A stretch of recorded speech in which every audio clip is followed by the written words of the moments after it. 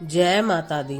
आज नवरात्रि का दूसरा दिन है। नवरात्रि एक संस्कृत शब्द है जिसका अर्थ होता है 9 रातें। माँ दुर्गा की नव शक्तियों का दूसरा स्वरूप देवी ब्रह्मचारिणी का है। यहाँ ब्रह्म शब्द का अर्थ तपस्या है। ब्रह्मचारिणी अर्थात तप की चारिणी, तप का आचरण करने वाली। कहा भी है वेद स्वतंत्र तपो, ब्रह्म वेद तत्व और तप ब्रह्म शब्द के अर्थ है। ब्रह्मचारिणी देवी का स्वरूप पूर्ण ज्योतिर्मय एवं अत्यंत भव्य है, जिनके दाहिने हाथ में जप की माला और बाएं हाथ में कमंडल रहता है। इनके जन्म की कथा इस प्रकार से है।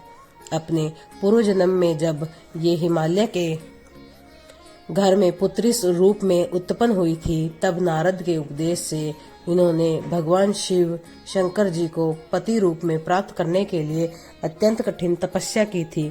इस दुष्कर तपस्या के कारण इन्हें तपस्चारिणी अर्थात ब्रह्मचारिणी नाम से अभिहित किया गया। 1000 वर्ष उन्होंने केवल फल मूल खाकर व्यतीत किए और 100 वर्ष तक केवल शाक का निर्वाह किया था।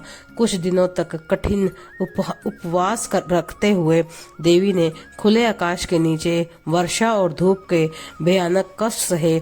इस कठिन तपस्या के पश्चात 3000 वर्षों तक केवल जमीन पर टूटकर गिरे हुए बेलपत्रों को खाकर वे भगवान शिव की आराधना करती रही।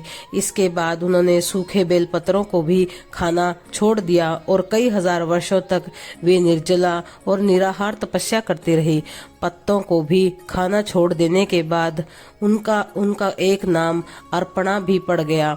कई हजार वर्षों की इस कठिन तपस्या के कारण ब्रह्मचारिणी देवी का शरीर एकदम क्षीण हो उठा।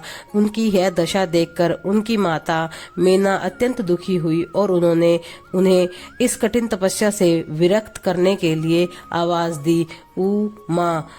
तब से देवी ब्रह्मचारिणी का दूसरा नाम उमा भी पड़ गया। उनकी इस तपस्या से तीनों लोकों ने हाहाकार मच गई। देवता, ऋषि, सिद्धिगण, मुनि सभी देवी ब्रह्मचारिणी की इस तपस्या को अभिभूतपूर्ण पुण्यकृत बताते हुए उनकी सराहना करने लगे। अंत में पितामह ब्रह्म जी ने आकाशवाणी के दौरान उन्हें संबोधित करते हुए प्रसन्न स्वरों में कहा, हे देवी, आज तक किसी ने ऐसी कठोर तपस्या नहीं की जैसी तुमने की है। तुम्हारे इस अलौकिक कृत्य की चारों ओर सराहना हो रही है। तुम्हारी मनोकामना सर्वोत भावेन परिपूर्ण होंगी। भगवान चंद्रमौली शिवजी तुम्हें पति रूप में प्राप्त अवश्य होंगे। अब तुम तपस्या से विरक्त होकर घर लौट जाओ। शीघ्र ही तुम्हारे पिता तुम्हें बुलाने आ रहे हैं। इस प्रकार से ये ब्रह्मचारिणी की कहानी है। पूजा का इससे लाभ क्या मिलता है? देवी ब्रह्मचारिणी की आराधना से अनंत फल की प्राप्ति एवं तप, त्याग, वैराग्य, सदाचार, संयम जैसी गुणों की वृद्धि होती है। जीवन के कष्ट संघर्षों में भी व्यक्ति अपने कर्तव्य से विचलित नहीं होता। माँ ब्रह्मचारिणी देवी की कृपा से उसे सर्वत्र सिद्धि और विजय की प्राप्ति होती है।